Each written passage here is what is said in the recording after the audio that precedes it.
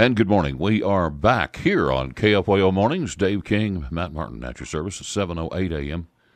64 degrees is current temp. 86 is the forecast high today. And we have the mayor with us on board this morning. And boy, do we have some questions for you, Mr. Mayor. How are you? I'm well. Good morning. Yeah, it's no rest for the weary. Finished last night, and here we go again. So it's good to be here. It's always good to be here. How late were y'all there last night? It's about 8. Not too bad. It's not too bad. Yeah,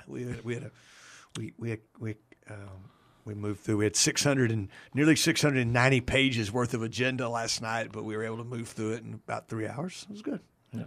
So, well, I am on the library board, and but I didn't get to make it yesterday afternoon because something occurred where they didn't post it, and so we could only have 5 members, I think.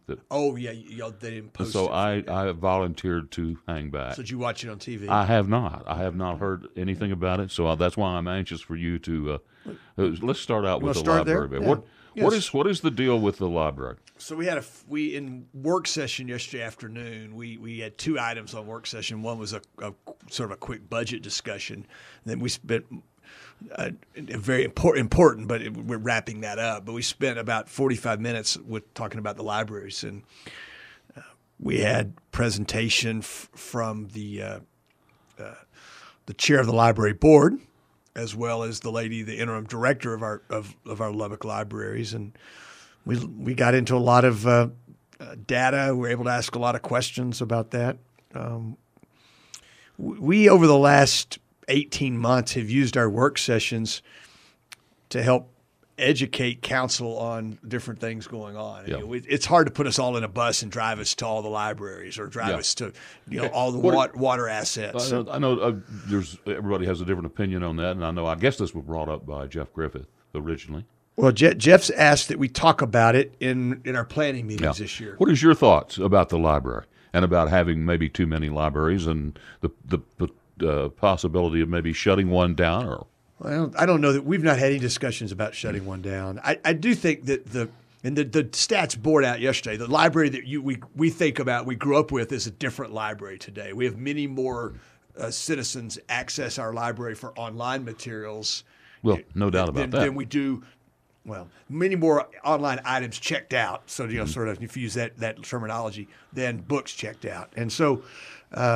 So they don't even have to walk in the library. That's right. So it's a different. So if you look at cities around the state, Arlington is an example. Let's leave Austin out. Arlington is just which I think they do a lot of things like we do. They're run by a very conservative, business-minded mayor, a guy named Jeff Williams, is a Red Raider, by the way, engineer.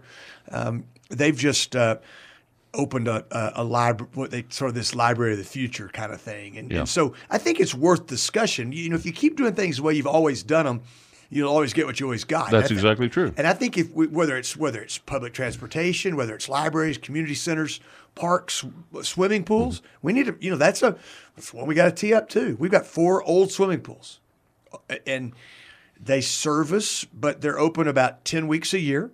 We've got tons of deferred maintenance. It's funny you bring that up. So that I think I put a lot of things we do. I mean, I think solid waste. We've made some. We're going to have some discussions around should we be in the commercial waste hauling business? I mean, should we concede that to the private sector and should we just take care of residences? And so we'll start in October. We're going to have 2 planning meetings. We've got about 15 topics that we'll tee up over two 4-hour segments on the days we have meetings. We'll do that in the mornings of those meeting days, and libraries is one of them. Well, let me say from my perspective on libraries, when I got on the library board, that's one of the things that I was very aware of because being in the business I'm in, I was very digitally compatible and understood how many people were reading materials, particularly books and things like that, online, and. It's something that definitely, you're right, the libraries of the future are going to look completely different than they do today because more and more and more people every year are checking out material online. But here's the thing I discovered about the libraries that I didn't know. They do an awful lot more than just check out books. I do believe that the majority of people, the majority of citizens in Lubbock, Texas are unaware of all the services the library affords. You can go there and you can get on a computer. You can You can hook up with Wi-Fi. You can read magazines. You can read newspapers. They're in the libraries. Of course, you can check out books, and you can do it digitally. But then there are programs that go on and on and on. I don't believe that most citizens are aware of that, and we need to do a better job in informing. I think that's a great point. One of the things that I'm most fond of about our libraries is the effort that we make to educate kids, particularly kids before they go to school. To me, that's still one of our biggest challenges as a society. You can get D's and R's both to agree on that early childhood education. It's critical to success in Mayor, it's in trite life. to say, but reading is fundamental. Sure it is. If you learn to read, you can educate yourself in math and science and anything else. But you've got to be able to read. I'm a product of libraries. I spent 3 weeks every summer with my grandparents in Graham, Texas. I could walk to the library. Yeah. And I read the Chip Hilton books. I mean, it wasn't real heavy stuff I was reading, but it nearly always had a sports theme to something I read. But still a reader. Unfortunately, most of my reading today is work related. I don't get to, I love to go on vacation because I get to read a couple books. But that's part of what we'll do. So where do you think this is going to go with the libraries? What do you see? What do you see personally? Well, I think the libraries look different in the future. I don't know. I think probably the big decision point we've got is that the Godeke Library we lease that building, right? It's a complicated deal. We buy it after so many years, in my understanding. We did a bunch of tenant improvements to it, but I don't think the lease. For the little bit I know about the lease, it doesn't have great terms for us. We've got to make a decision about that. Do we lease? Do we own? I mean, I'm not a big fan of the city leasing things. I mean, we have big enough budget. We're not going anywhere. It's not like we're going to pull up stakes and leave right. Lubbock's not leaving Lubbock. Right. So probably some of this discussion is to help us prepare for that decision, which I think is within the next 24 months. Yeah. All right. Well, let's go ahead and take a break, and then we'll come back. We've got Mayor Dan Pope in with us. He'll be right back with us. And we are back at 7:21 a.m. here on KFYO Mornings with Dave King and Matt Martin. And we have Mayor Dan Pope with us this morning. The council met yesterday and talked about several interesting things. Yeah. So the big thing was y'all completed your budget. Yeah, we did. So there's going to be a 1% tax increase. What is that going to look like for 1 cent? Oh, sorry, 1 cent. Let's make sure it's closer to 2%, right? Yeah, it's actually on the tax rate. 1 cent would be like 2%. Yeah. So the 1 cent is dedicated to police facilities. That's the decision we made last December. You'll recall. How much will 1 cent? 1.4 million a year. Yes, sir. Well, that's going to take several years to. So 10. So this part. There's when we made this decision last December, we felt like it would take a little less than 3 cents total. Okay, this is the first penny. It offsets the bonds that we've already sold this year. We sold $10 million worth of bonds on 10-year debt, so short-term debt, relatively short-term for something like this, to help us acquire the facilities, do the planning, all the engineering, that part for the 3 substations, the downtown administrative headquarters, the property warehouse and crime lab, and then the municipal court upgrades. So that penny is dedicated to that. It's not any maintenance and operations, all to retire the debt associated with that. Next year we'll be faced with the back half of that. I don't think it'll be the full 2 cents, but we'll see where we end up on that. So, like you said, you've got 1 cent this year, 2 cents next year. Is there any way that the appraisals, if they continue to go up like they are, would counteract that, where you may not have to raise that 2 cents next year? I think potentially it could. I think if you do that, then you don't do something else. I mean, street maintenance is a good example of that. Our budget has $9 million in street maintenance. Cash, we're not financing that. Lubbock cut taxes 15 years ago, but we didn't cut spending. That's a problem. And so, we just finance things like buying vehicles, cars and trucks, computers, and then we finance street maintenance. I just don't think that's good business. And so, I mean, that's the decision you have to make, is where you spend those dollars, and we'll be faced with that again next year, and it'll be good. I hope, Matt, that we have the growth that we've continued to have. We've had healthy growth, and We have no reason to believe we're not going to continue to have that, but you just don't ever sit there and count on it. Okay, and so you also did that approve the I know that they're not necessarily across the board, but raises of an average of 3% for city employees. That's right. So merit, it's the civil service is 3%. That's you have to handle your police and fire a little differently by state law, and then it's a merit pool, 3% merit pool for all the other employees. Right, and I think it was 2 to 4%. I think that's right. It's collared. It's not a. It's the first year we've done it in a long time. The merit type. Something the city manager feels strongly about, and I think the council completely supports it. Okay, and we have a text message this morning that says, how much further ahead of the game would we be had we not bought the ivory tower? I don't think we could go 5 minutes without bringing the Citizens Tower involved. Well, I don't. It's hard for me to say how much further ahead. I mean, it's. I think when it's all said and done, the Citizens Tower project will be something that we'll look back and say.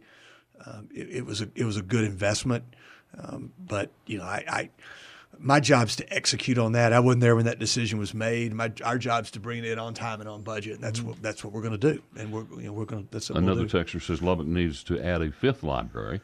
One is by the West Loop near 50th Street. The other 3 north of 19th. Lubbock is growing south and needs a library south of Loop 289. That's an interesting point. I mean, you could make a case that.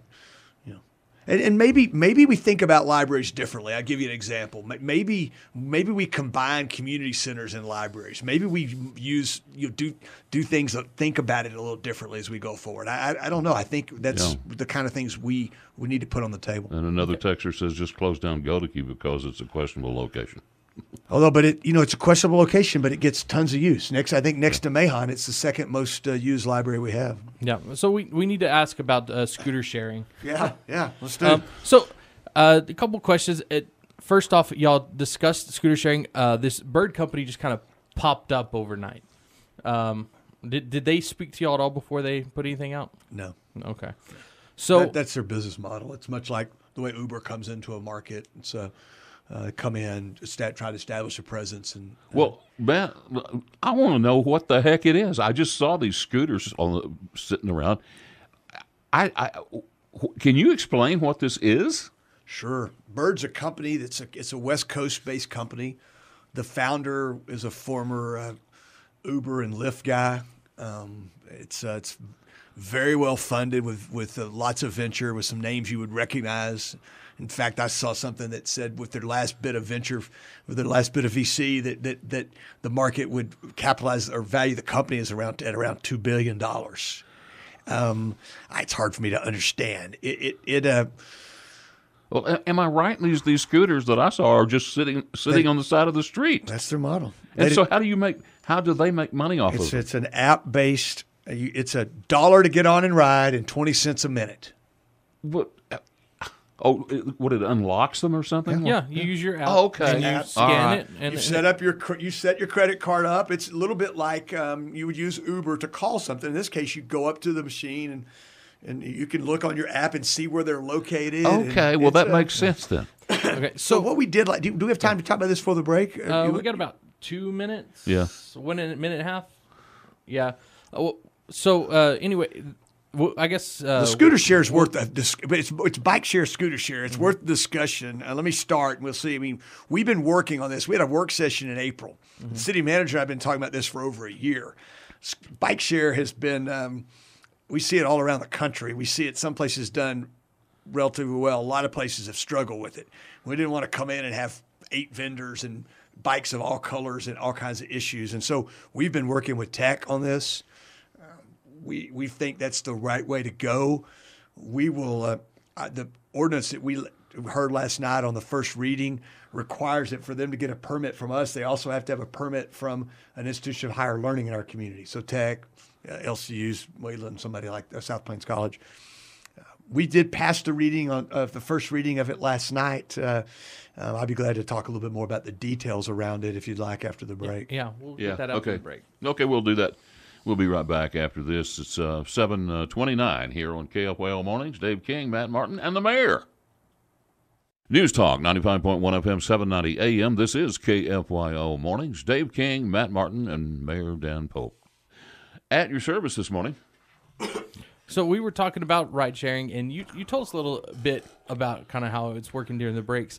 You said that for a scooter sharing, I guess you'd call it scooter sharing company to come in, they would have to get a permit through one of our higher education centers first, and then through the city of Lubbock. Has any ride sharing at this point or scooter sharing gotten anything like that? Not to my knowledge. Texas Tech's done an RFP. I think they're close. I think we could see something this fall. I think we should see something this fall. And so we would allow Tech or LCU or Wayland, South Plains to do it. And then we would then make sure if the vendor wanted a permit with the city, then we would consider that as long as they're willing to meet the stipulations of the ordinance. So what's the reasoning behind letting the higher education systems determine who comes into the city? Well, I think the reasoning is that we think the largest group of users are going to be our college students, at least initially, certainly for the bike share and the scooter share. And so that being the case, we'll follow the lead there.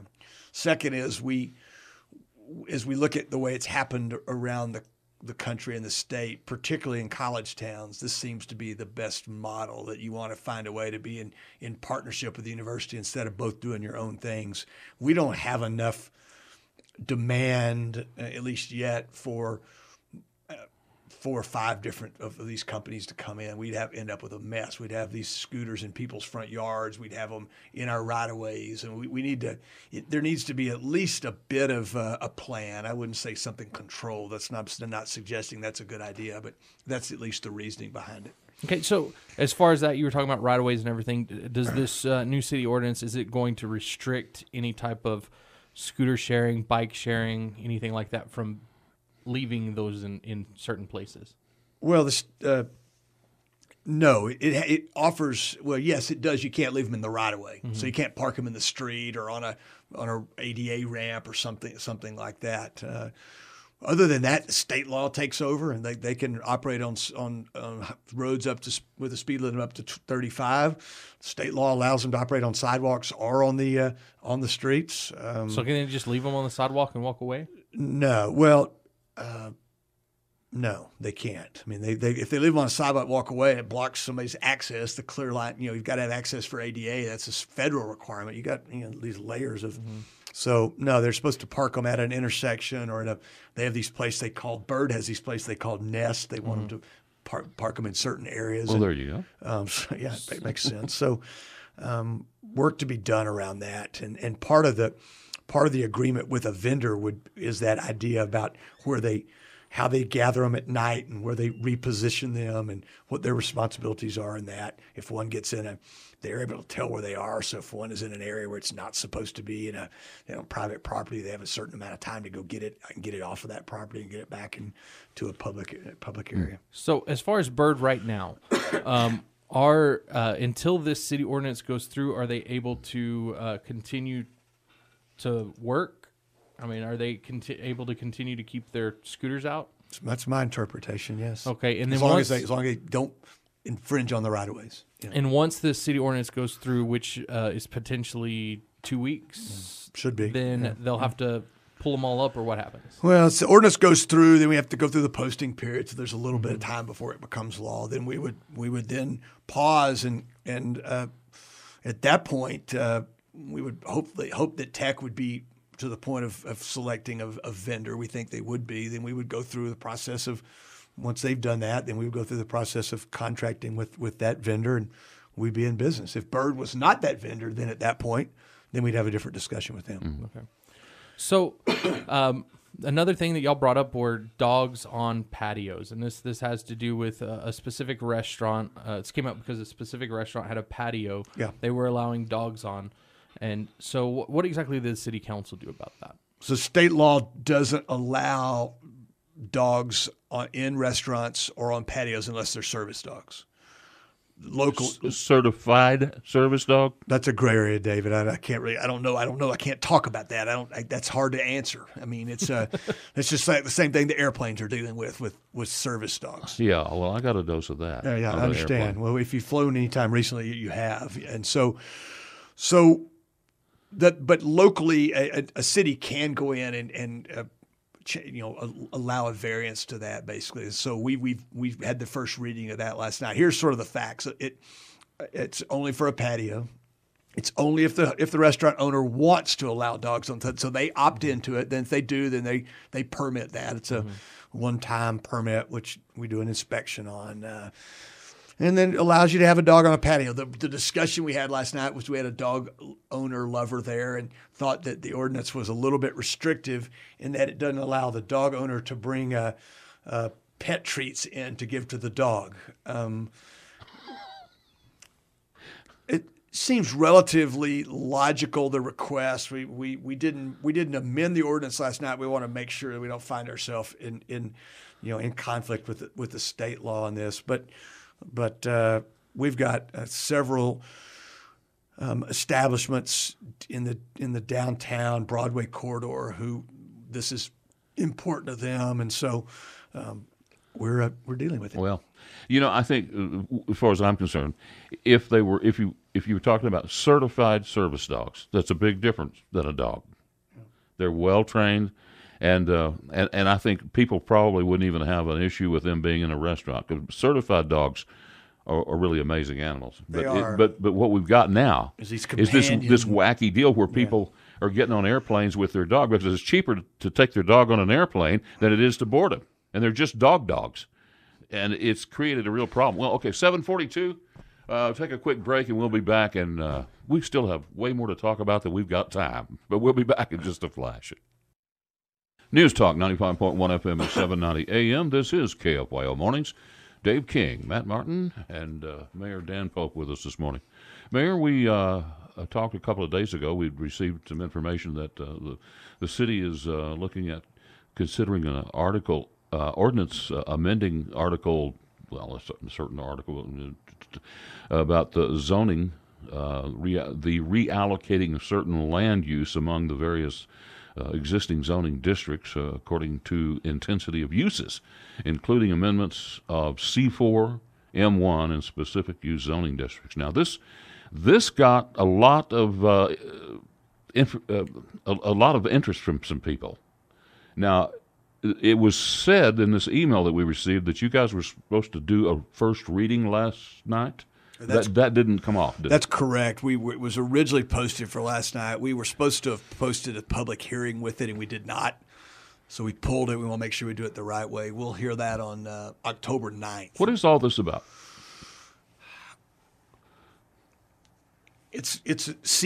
Generally it's a cleanup in the C4 zoning class. The way we handle that today, particularly around some specific uses like billboards, we feel like there's a better way of doing it. I know that there's the initial thought around this, or where it is, at least what P&Z has approved, is they've taken a number of what were acceptable uses in C4 and have recommended that we take those out. But I really know very little more of it than that. I've not seen the ordinance. Is there a map to know what's, I guess, what zoned what? There is. Where would you get that? We could get it from planning at City Hall. In fact, that's so what they don't have it online or anything. I'm sure it's online, yeah. And it's interesting you bring it up, because that's a big part of what our CPAC, our Citizens Planning Advisory, our comprehensive plan. The citizens that are helping us with our new comp plan. That's what they're working on. The map's a very big part of that. In fact, they met this week. The draft of their report should be up within the next 2 weeks. We have a big public meeting on October 15th around it. But that's a big part of what their effort has been is to define what is retail, what's residential, what's commercial, what's interstate commercial. So did this all come out of P&Z? This is it all comes, anything like that would come through. That's where it originated?